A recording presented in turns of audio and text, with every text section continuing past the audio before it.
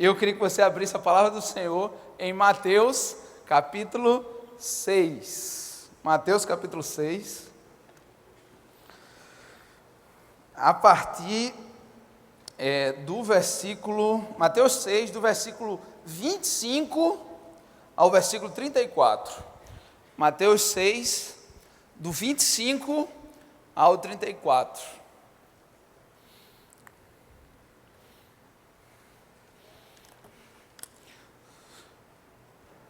Todo mundo encontrou? Amém? Diz assim a palavra do Senhor. Mateus, primeiro livro do Novo Testamento, capítulo 6, versículo 25, diz assim a palavra do Senhor. NVI, né? Portanto, eu lhes digo, não se preocupem com a sua própria vida, quanto ao que comer, beber, nem com o seu corpo, quanto ao que vestir. Não é a vida mais importante do que a comida, e o corpo mais importante do que a roupa?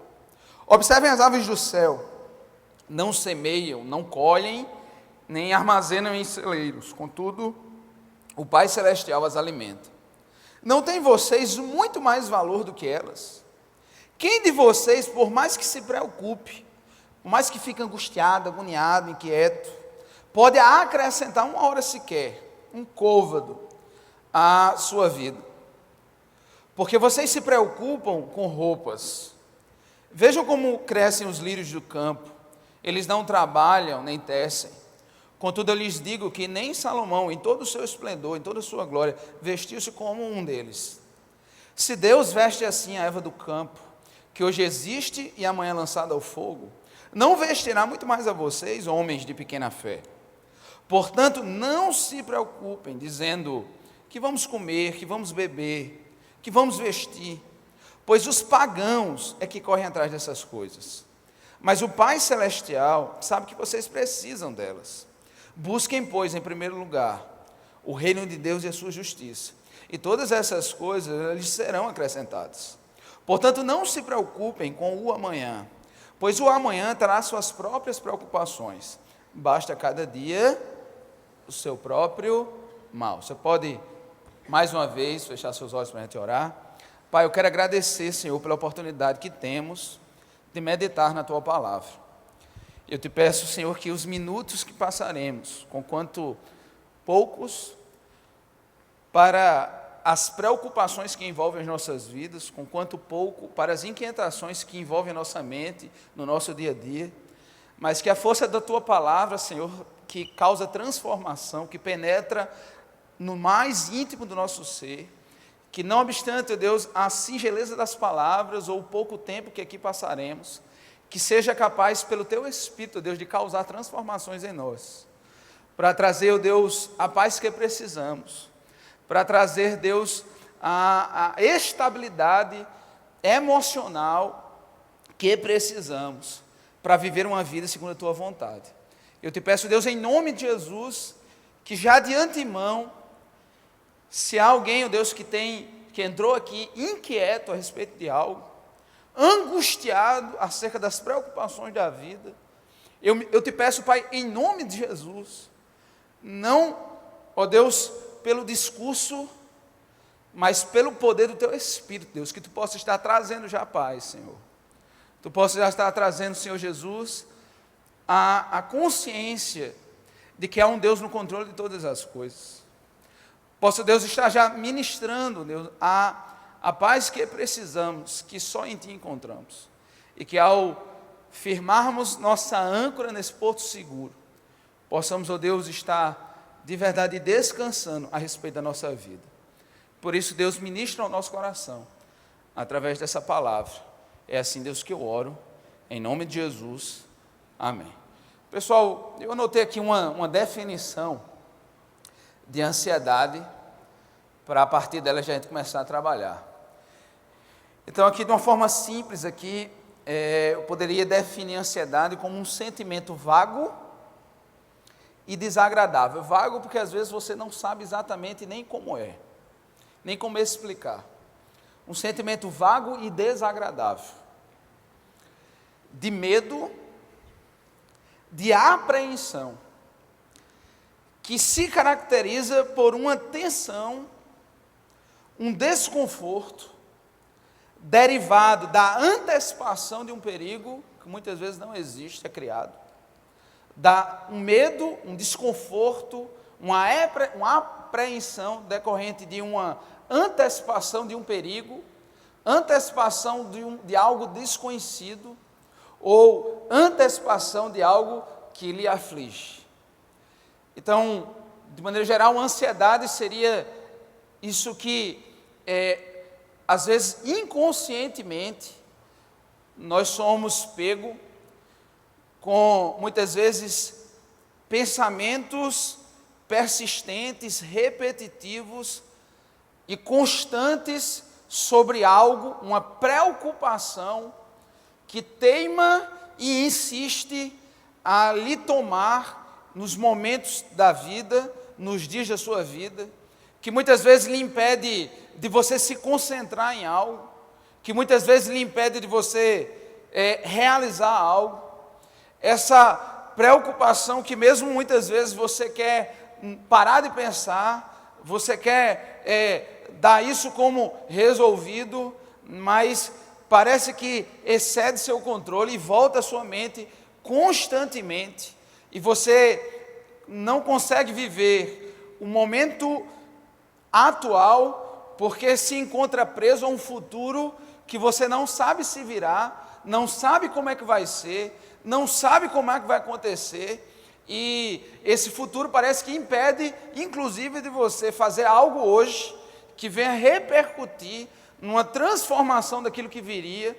Isso às vezes se manifesta fisicamente, às vezes dá um aperto no peito, às vezes um esfriamento nas mãos, às vezes dor de cabeça, às vezes uma indisposição, às vezes em situações extremamente apertadas, impede de comer, faz com que coma demais, faz com que muitas vezes você quisesse dormir, não consegue dormir, faz com que muitas vezes você adormeça e acorde subitamente pensando exatamente naquilo que você estava tão preocupado. Então, o nome disso é ansiedade. O nome disso é ansiedade. Segundo a OMS, cerca de 50% da população atual sofre disso, de ansiedade. E é algo que é generalizado. Eu estava ouvindo uma mensagem de pastor Hernandes Dias Lopes, e ele contando a história que ele chegou na igreja dele, chegou lá na igreja onde ele estava pregando, aí viu uma criancinha, né? Aí foi tirar uma brincadeira com a criancinha, chegou lá para a criança, aí ele fez, isso aqui é uma vida boa. Aí a criança olhou para cá, o senhor é que pensa. O senhor é que pensa. O senhor que não sabe, tá estressada mesmo. Porque, na verdade, pessoal, isso não tem idade. Isso não tem idade. De verdade, às vezes, pega criança, adulto, jovem, tem gente estressado quanto à profissão, tem gente estressado porque já se formou e não sabe o que vai fazer, tem gente estressado porque queria entrar na universidade e não entra, tem gente estressado porque quer casar, tem gente estressado porque está namorando e não quer casar, está lá estressado porque está sentindo pressão, tem gente estressado porque não arruma ninguém para namorar, e tem gente estressado porque não sabe com quem namora, né? Tem gente estressado, né? Ansioso com todo tipo de coisa, e desde essas coisas assim, até angustiado em termos de precipitando como é que vai ser daqui a uns dias, como é que vai ser daqui a alguns meses, né? Viagem, curso, sei lá. O fato é que a gente vive isso. Eu não sei se você conhece alguém que está vivendo esse momento hoje. Eu não sei se você conhece alguém que esteja passando em algum sentido com essa realidade, essa preocupação com essa vida, essa preocupação demasiada com a vida, essa ansiedade a respeito da vida. E aqui, querido, isso é tão importante que Jesus falou sobre isso. essa passagem que nós lemos, foi o próprio Jesus, aquele que nos fez, que disse todas as coisas foram feitas e sem ele nada foi feito se fez, ou seja, o Cristo que nos fez, que conhece a minha vida, a sua vida, nesse momento tão precioso que é no Sermão do Monte, que é um discurso lindo e que fala sobre, de verdade, assim, as diversas áreas da vida da gente, importantíssimo. O Senhor Jesus, ele dedica um espaço significativo para tratar sobre a nossa ansiedade, um espaço significativo para tratar com as nossas preocupações. E quando o Senhor Jesus, ele faz isso, é porque de verdade isso é algo importante e mexe com a gente.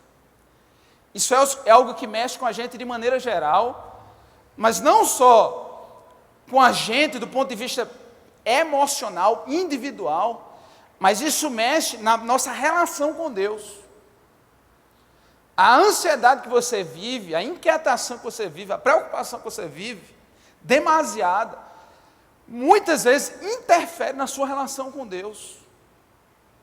Para você ter uma ideia disso, a mesma palavra que no grego Jesus usou para falar sobre as preocupações da vida, aqui em Mateus, é a mesma palavra que logo à frente, em Mateus capítulo 13, quando ele vai falar sobre aquele momento, explicado sobre aquela parábola do semeador. O semeador saiu a semear, ele fala que uma das sementes caiu sobre e no meio dos espinhos, e a semente ela cresceu, e ela não frutificou, porque ela foi sufocada pelos espinhos. Quando Jesus vai interpretar a parábola, ele mesmo interpretar a parábola, ele diz assim, que esses espinhos são as preocupações com a vida que sufocam a semente. A palavra que ele usa é a mesma aqui, é a mesma.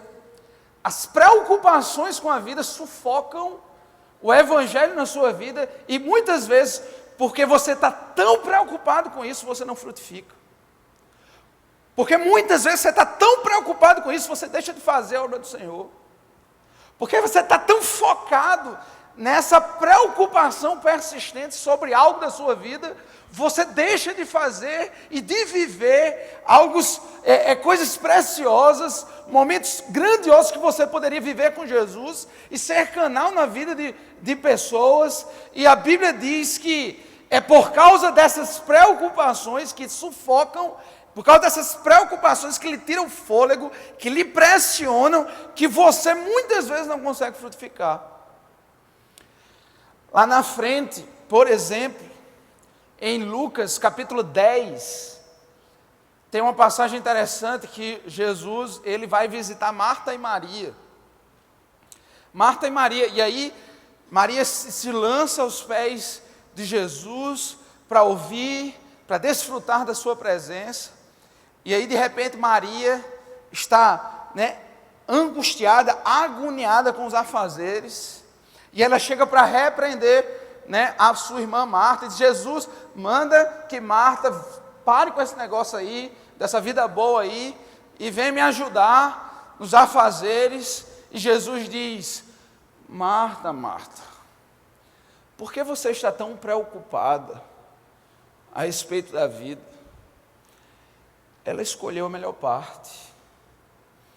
Ou seja, essa ansiedade que às vezes faz você se distrair da presença de Deus, às vezes Deus está tão perto, tão próximo, tão disponível, está ali. Para Marta, ele estava lá pessoalmente, e Marta estava angustiada, estava pressionada, estava ansiosa, embora o próprio Deus, o provedor de tudo, aquele que fez o pão, 5 pães e 2 peixes, ser multiplicado para milhares de pessoas, aquele Jesus estava ali, e ela angustiada com suas responsabilidades, com seus afazeres. E é a mesma palavra, essa preocupação, essa angústia, deixa conduzir, quando você se por essas pressões, por essas angústias, por saber que o provedor está aqui. Às vezes impede a sua própria vida de frutificar, porque você está demasiadamente angustiada, ansioso por algo. E Jesus, aqui nesse texto, ele fala muito claro sobre que não é saudável para mim e para você viver essa ansiedade.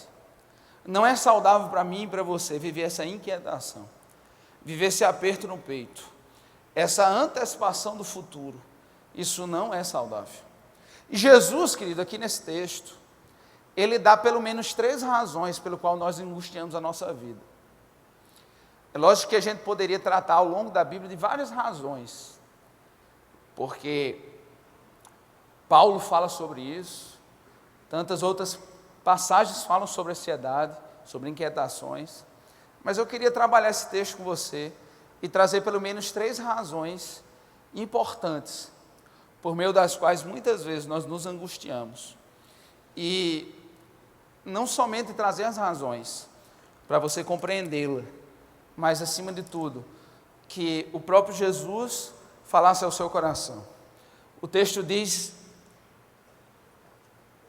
em Mateus capítulo 5, que Jesus saiu logo depois do batismo, logo depois daquele momento de tentação. Nos últimos versículos do capítulo 4, diz que Jesus saiu para pregar nas sinagogas, a ensinar, na Judéia, na Galileia, e multidões o seguiam para ouvir o que ele tinha para dizer. E logo depois desse momento, ainda no início do seu ministério público, a palavra do Senhor diz que Jesus vai para um monte, para aquela montanha, e é lógico que você não tem como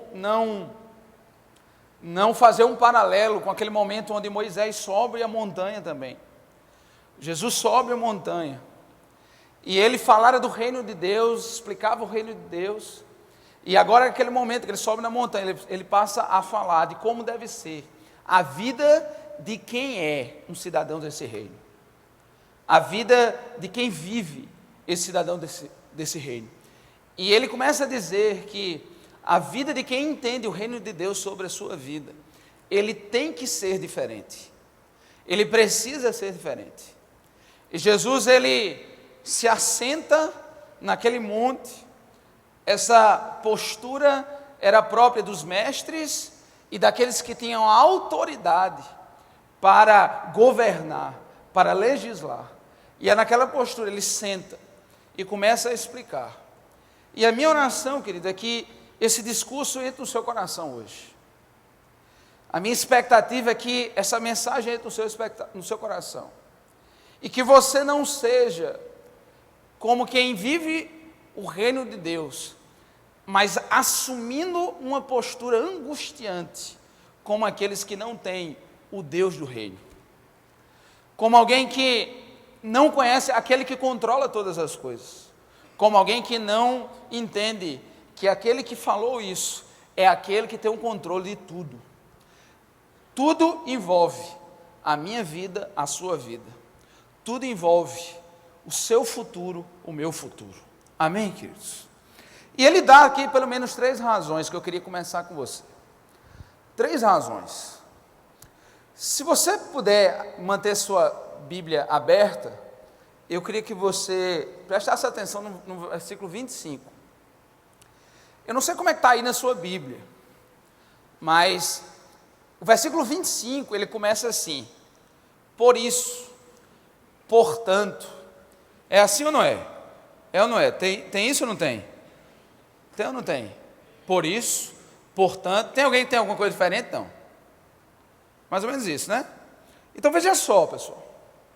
Se ele começa esse tema, você precisa entender que, lógico, o discurso ele é completo. Essa divisão, ela é uma divisão que foi feita apenas para facilitar a nossa compreensão. Mas o tema, Jesus ele faz isso de uma forma completa. Quando ele diz por isso, portanto, ele está dizendo que o que ele disse em cima, O que ele falou antes tem tudo a ver com o que ele vai iniciar agora. E, pelo que ele falou antes, justifica o que você vai entender agora. Ele fez assim. É como se você dissesse assim, olha, eu estou cuidando de você. Não, eu vejo você durante toda essa sua jornada. Por isso, você pode caminhar seguro. Entendeu qual é a ideia da coisa? Portanto, você pode caminhar seguro. Então, muitas vezes a gente vai ler esse texto sem entender o contexto anterior. E aí onde é que está também o começo de alguns problemas. O que é que Jesus falou antes dessa passagem? Jesus começa antes falando sobre duas coisas sobretudo. Ele começa dizendo assim, não ajuntais tesouros na terra, onde a traça e a ferrugem consomem, e onde os ladrões minam e roubam. Mas juntais tesouros no céu, onde a traça e a ferrugem não consomem, e onde os ladrões não minam nem roubam. Aí ele faz, onde está a candeia do corpo são os teus olhos, aquilo que você visa que traz luz à sua alma. E aí ele continua e diz assim, você não pode servir a dois senhores, porque ou há de amar a um e odiar ao outro, ou se dedicará a um e desprezará o outro. Não podeis servir a Deus, nem a Mamon, as riquezas, ou ao dinheiro, dependendo da tradução que você tiver aí. Então entenda que ele começa falando sobre isso para entrar nas preocupações da nossa vida. Então a primeira coisa, querido, que muitas vezes nos angustia, que é causa de angústia para mim e para você, é essa concepção de riqueza, essa ideia de riqueza, essa ideia do tesouro que você quer construir e onde você quer colocar o seu coração. Muitas pessoas ficam profundamente angustiadas na vida, porque há uma ambição no coração, fortíssima, sabe, copiosa, demasiada, de querer a todo custo, juntar tesouros. Uma das fontes de preocupação, querido, na minha vida e na sua vida, uma das fontes, é justamente sobre ter mais. Querer ter mais do que eu tenho. Querer conquistar mais do que eu tenho. Muitos ricos se preocupam em não perder o que têm. E outros ricos em ser mais rico. E isso angustia a sua alma. Mas isso não é só de rico. O pobre, querendo ser rico, por entender que sendo rico, isso lhe daria mais valor, ou lhe faria ser uma pessoa melhor. Primeiro eu quero estabelecer aqui uma coisa clara. Jesus nunca fez apologia à pobreza. Isso aqui é muito claro. Aqui em momento algum você encontra na Bíblia uma apologia à pobreza. A pobreza em si mesma não existe virtude alguma. Em si mesma não tem virtude alguma. Não existe na Bíblia uma concepção de que o ser pobre é melhor do que o ser rico. Então, não tem a ver com isso. Muitas vezes, passamos por necessidades financeiras, às vezes por não saber lidar com as nossas finanças. Você comprar coisas que não precisa, com o dinheiro que não tem, para impressionar pessoas que você não conhece. Então, muitas vezes, querido, é a incapacidade de lidar com os recursos que nós temos, que faz com que muitas vezes nos angustie. Daí foi bem apropriada essa questão de lidar com as finanças. A questão, querido, não é pobreza ou riqueza, é como você lida com a riqueza. Como você lida com os bens que você tem. Essa é a questão. Onde estiver o seu tesouro, aí está o seu coração.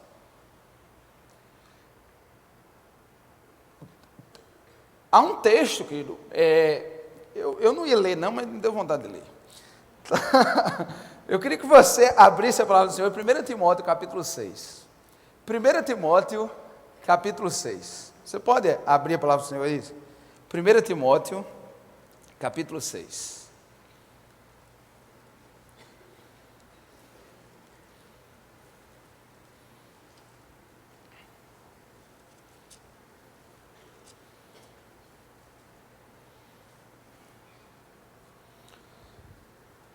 Eu queria que você visse a partir do 7.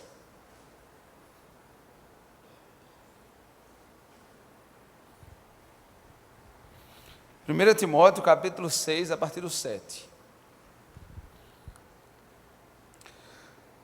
Se você encontrou, abra aí. Se você não encontrou, anota e vê aí no telão. Diz assim: pois nada trouxemos para este mundo, e dele nada podemos levar. Por isso, tendo o que comer e o que vestir, estejamos com isso satisfeitos. Os que querem ficar ricos caem em tentação, em armadilhas e em muitos desejos descontrolados e nocivos, que levam os homens a mergulharem na ruína e na destruição. Pois o amor ao dinheiro é a raiz de todos os males, toda espécie de males. Algumas pessoas, por cobiçarem o dinheiro, desviaram-se da fé e se atormentaram com muitos sofrimentos. Agora no versículo 17.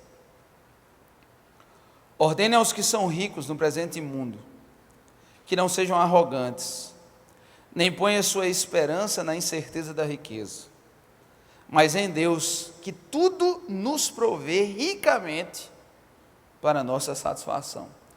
Deus, que tudo nos provê ricamente, abundantemente para a nossa satisfação. Ordene-lhes que pratiquem o bem, sejam ricos em obras, generosos, prontos para repartir. Dessa forma eles acumularão um tesouro para si mesmos, um firme fundamento para a era que há de vir, e assim alcançarão a verdadeira vida. A questão, querido, é como você lida com isso. Nunca pense em riqueza como definição de quem você é. Não pense em riqueza como determinação do seu interior, do seu valor. A riqueza, ela é fruto de uma graça de Deus na vida da gente, que bem empregada, bem investida, gera frutos. Tanto há ímpios ricos, como ímpios pobres. Tanto há homens de Deus ricos, como homens de Deus pobres. A questão é, onde está o seu tesouro? Quando o seu tesouro está aí, qualquer ameaça inquieta você. Qualquer traça ou ferrugem, se é nisto que está teu tesouro, lhe angustia. Qualquer coisa que ameace aquilo que para você define quem você é, isso lhe tira do prumo, lhe faz andar angustiado e ansioso. A questão é, se sua confiança, se quem define você é a riqueza ou aquele que provê os bens para você. Se você coloca sua confiança não no bem, mas no provedor. Aí é onde é que está a questão.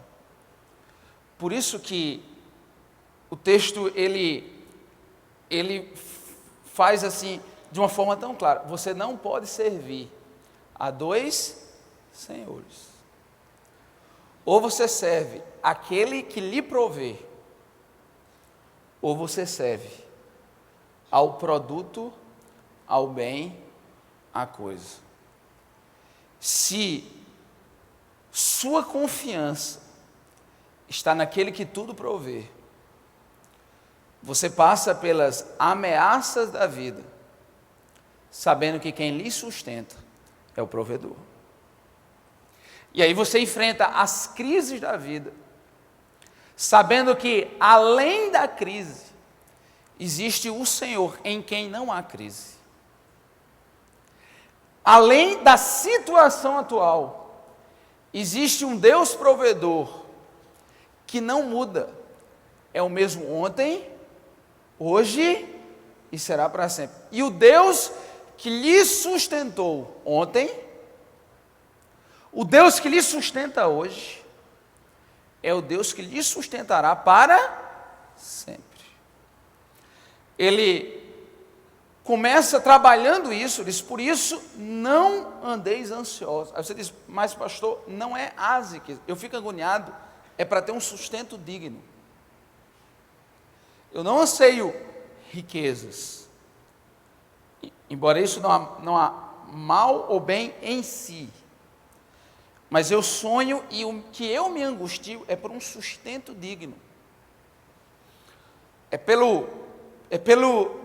por algo com que eu possa viver e me dê uma consciência de um viver digno. E aí ele é onde entra Jesus agora exatamente nisso. Ele sai desse parâmetro de riqueza e ele começa agora a tratar sobre aquilo que é básico na nossa vida: o nosso comer, o nosso beber e o nosso vestir. Ele diz: ainda que você não se inquiete com isso, que você não transformou riqueza em ídolo, ainda que isso esteja resolvido no seu coração, você também não deve se preocupar, não deve se angustiar com esse básico da sua vida, com esse sustento constante da sua vida. E por que ele fala isso? Ele fala isso de uma forma muito simples, porque quando você faz isso, você está invertendo valores sem saber. Quando você faz isso, você não está entendendo o quanto isso é incompatível com a sua fé cristã. Como assim, pastor? Se você é capaz de ouvir um chamado de Deus e dizer: Senhor, eu entrego a minha vida em tuas mãos. Se você um dia ouviu o evangelho que lhe chamou para você entregar a sua vida a Ele, você diz: Senhor, eu entrego a minha vida em tuas mãos. Se você entende que você pode entregar a sua vida nas mãos de Deus, como é que você não entende que esse Deus que tem a sua vida nas suas mãos não irá suprir aquilo que você necessita? Se Deus é poderoso para te manter vivo, Ele é poderoso também para te sustentar. Amém ou não? Sustentar. Aqui, querido, não é do mesmo jeito que lá em cima, não é apologia à pobreza. Aqui não é apologia à indolência e imprevidência. Aqui não é uma apologia para você ficar sentado sem fazer nada, porque Deus vai prover. Não é isso. Não é uma apologia dizer assim: já que eu não tenho que me preocupar, eu não tenho que planejar. Não tem nada a ver com isso. Porque até mesmo os passarinhos, eles saem de onde estão e caçam sua comida e voltam. Até mesmo os passarinhos, aqui foi dado exemplo, fazem os seus ninhos. A questão que é a angústia quanto à provisão. A oração, querido, que deve ter, a segurança que deve ter no meu coração, no seu coração é: planeje. Estude, saia, trabalhe, dedique-se, faça o seu melhor e creia que quem vai nos sustentar é o Senhor. Qual é o teu tempo hoje? É estudar? Estude. Qual é o teu tempo hoje? É trabalhar? Trabalhe. Faça o melhor que você puder, com o melhor das suas forças, com o mais excelente que você puder. E saiba que o Senhor proverá a sua vida. A preocupação, querido, a ansiedade com será que vai ter, troca isso por uma consciência. Eu darei o meu melhor. Eu já disse isso aqui algumas vezes, em vários cultos, mas eu vou aproveitar que o Dr. Fábio está aqui, e algo que uma vez ele falou ao meu coração, e que foi importante. Quando eu deixei de Deus aqui, eu sentado aqui nessas cadeiras, e quando eu assumi o Ministério de Adolescentes, e Deus tocou profundamente ao meu coração, que eu tinha que deixar de dar aula, porque aquele tempo Deus estava usando, Deus estava requerendo para o Ministério dos Adolescentes, e eu tenho muita certeza disso, porque até então, eu estava fazendo o meu melhor, da minha melhor forma, com todas as minhas forças, todas as energias, e eu estava percebendo que agora não tinha mais jeito. E aí, naquele dia, Deus ministrou claramente ao meu coração que eu tinha que deixar. E deixei, e eu me lembro que um dia eu me encontrei no primeiro andar, não sei se o senhor lembra, doutor Fábio, no primeiro andar, lá no Templo Central, na sala. E eu não sei como foi que a gente entrou nesse assunto, eu sei que a gente entrou nesse assunto, e eu me lembro muito quando o doutor Fábio falou isso. Ele diz assim: Martinho, quem sustenta a sua vida é Deus. Ele é o provedor. Para prover sua vida, Ele usa vários canais. Por um tempo, foi as suas aulas. Agora Deus vai usar outros canais. Mas o Deus que te proveu até hoje é aquele que vai te prover sempre. Quando você entende, querido, que quem lhe sustenta não é o emprego que você tem, quem lhe sustenta não é o trabalho que você tem, não é, quem lhe sustenta não é aquela clínica, aquela escola, o que lhe sustenta não, quem lhe sustenta é o Senhor. O seu trabalho, aquela clínica, aquela escola, é o canal pelo qual Deus faz isso. Mas no dia que a escola fechar, Deus nunca vai fechar. No dia que a crise vier, Deus nunca entrará em crise. O teu provedor é o Senhor. E Ele usa canais. Agora, nos canais que Ele lhe der, dê o seu melhor. Faça o seu melhor. Para a glória do Senhor. E Ele proverá. E Ele é que te dará o sustento. Quando nós não fazemos isso, quando nós colocamos demasiadamente a nossa segurança nos canais e não em Deus, a Bíblia nos equipara a pagãos. Ele diz assim: se você coloca a esperança da sua vida, o sustento da sua vida nos canais e não em Deus, você é semelhante como qualquer pagão, porque você construiu ídolos para você. Esses são seus ídolos. E aí é por isso que quando tem uma resposta negativa no emprego, você definha tanto, você se preocupa tanto, porque é como se a estrutura que lhe segura ruísse. Mas se sua segurança está no Senhor, pode dar o que der, mas esse Deus, Ele é constante, Ele é permanente, Ele é vivo, Ele é poderoso, Ele é grandioso. Amém, queridos? Você não precisa ter ídolos que lhe sustentam. Você precisa ter o Senhor que lhe mantém, que lhe sustenta. confie nele. Aqueles que conhecem o Senhor do reino, sabem que Ele é poderoso para abençoar, e Ele é onisciente para entender nossas necessidades e suprir as nossas reais necessidades. Amém, queridos?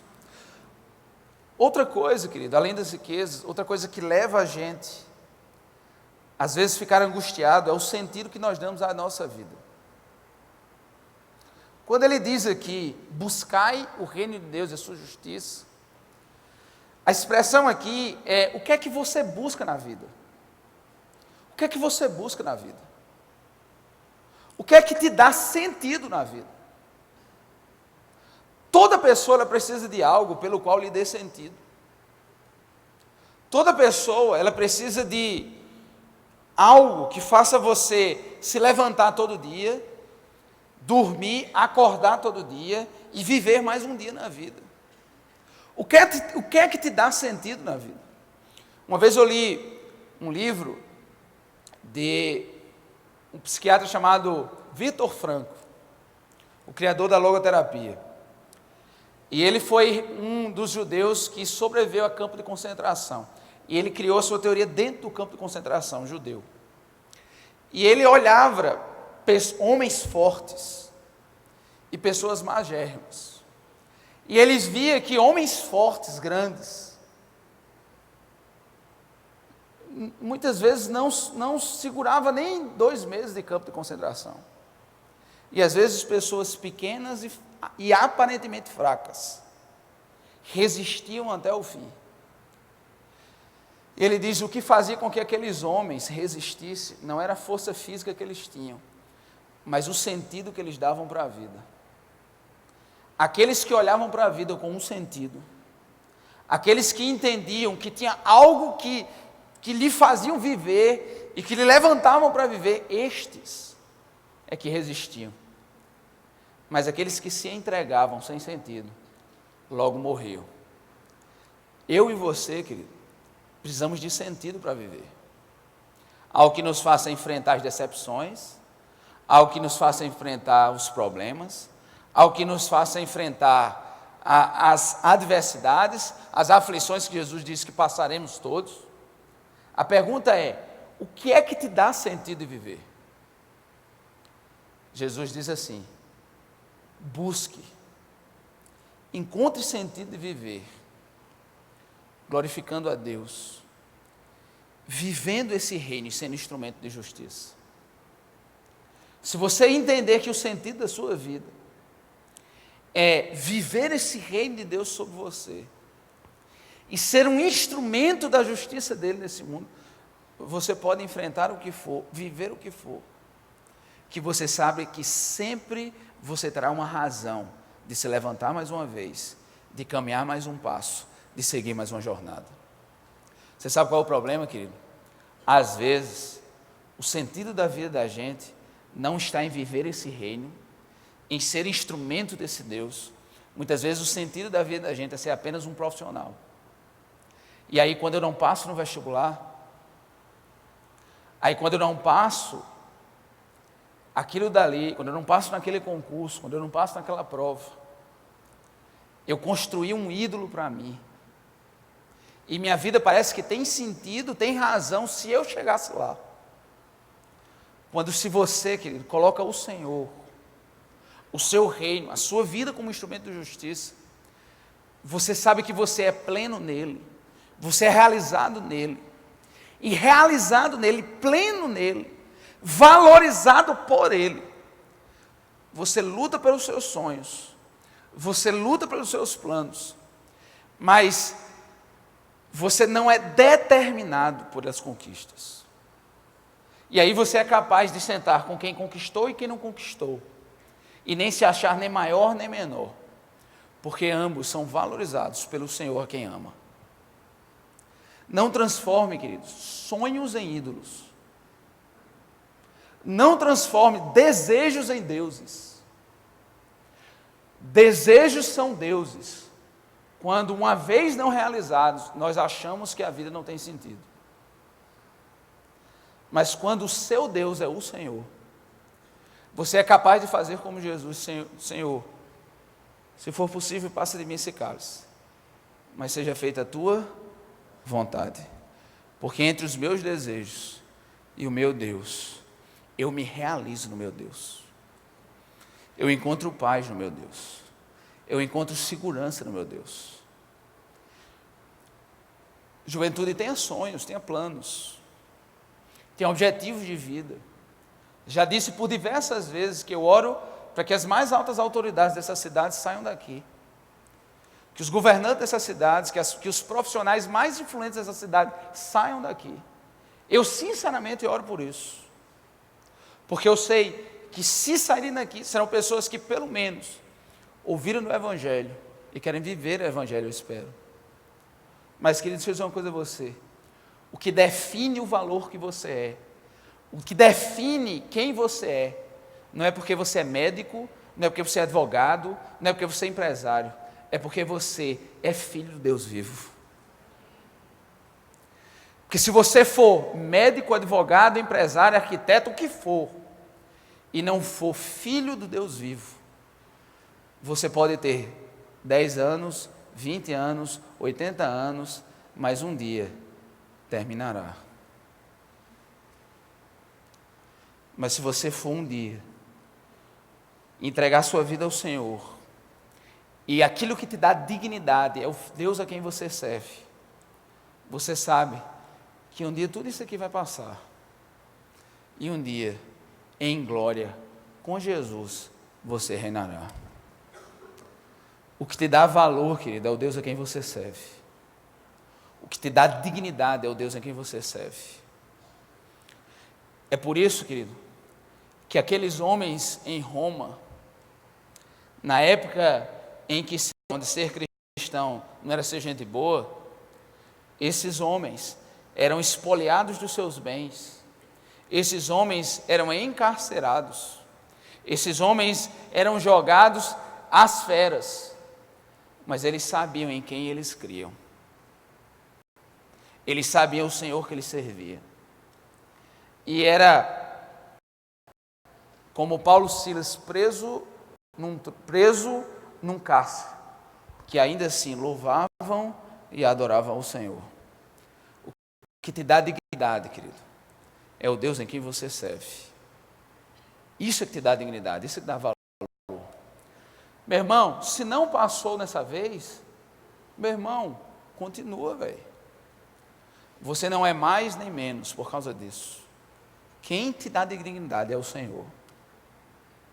Se não conquistou, meu irmão, levanta. Não é o carro que você ocupa, não é o dinheiro que você tem, é o Deus a quem você serve. Amém, queridos? E finalmente, ele diz que uma das angústias que nós vivemos na vida, essa teimosia que temos de querer antecipar um futuro que é incerto. Deixa eu dizer uma coisa a você, querido.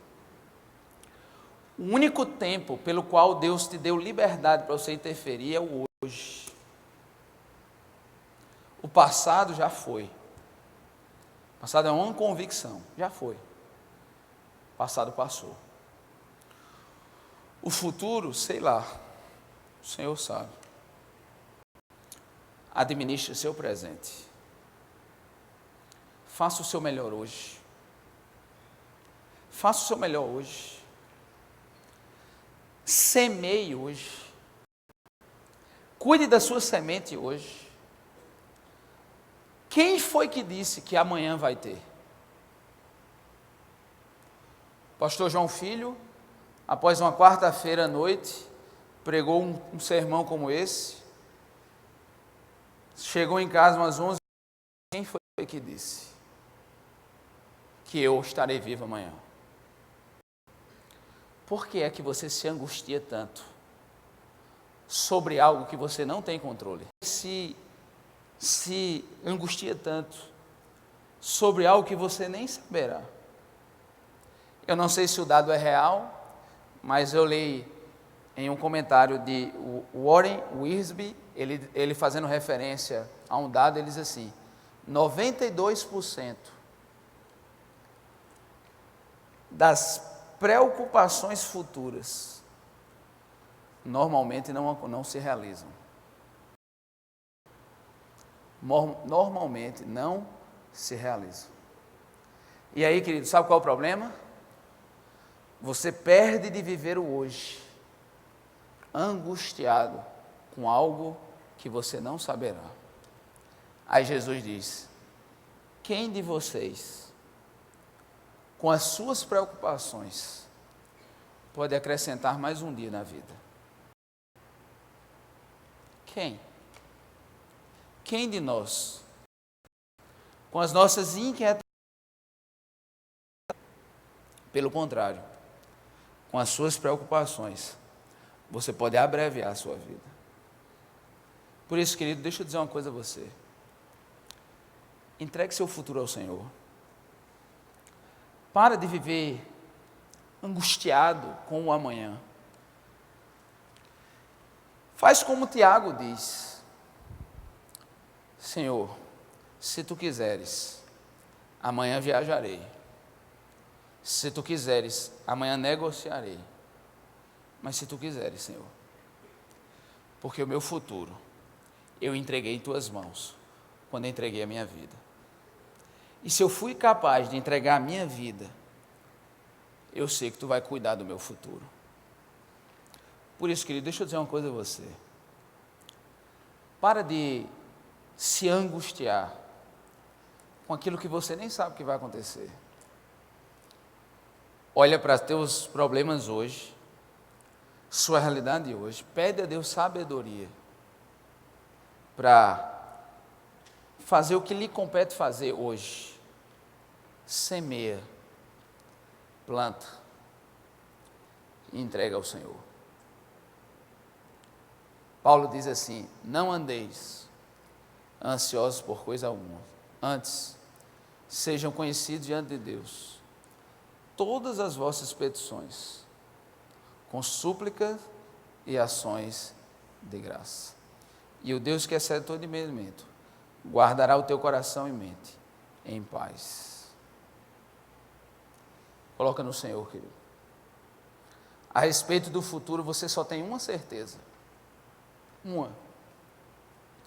É de que um dia nos encontraremos com o Senhor. A única certeza que eu e você aqui tem, que todos aqui têm, é de que um dia nos encontraremos com o Senhor. E nesse dia prestaremos conta a Ele. Seja porque Ele cedo virá, seja porque nós partiremos. Mas um dia com Ele nos encontraremos. E a pergunta que eu faço é: por que você se angustia com tantas as coisas que você nem mesmo sabe se vai acontecer? E aquilo que é mais fundamental, entregar a sua vida a Deus, você não faz. Coloca a sua vida no Senhor. Jovem, entrega a sua vida ao Senhor, entrega seu futuro ao Senhor. Entrega os cuidados da sua vida ao Senhor. Deixa Ele cuidar de você, deixa Ele prover você. Deixa Ele orientar a sua vida, dirigir seus passos. E aí você verá o que é descansar nas mãos de um Deus que cuida de nós. Amém?